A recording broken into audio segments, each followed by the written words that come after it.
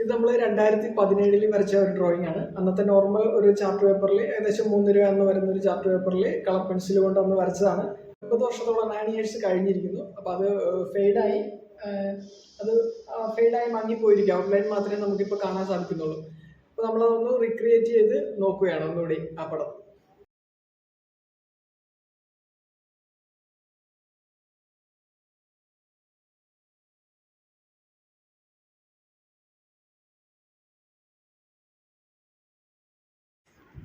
Almost കഴിഞ്ഞിട്ടുണ്ട്. നമുക്ക് തിരിച്ച് വാളിലോട്ട് ഹാങ് ചെയ്യാം.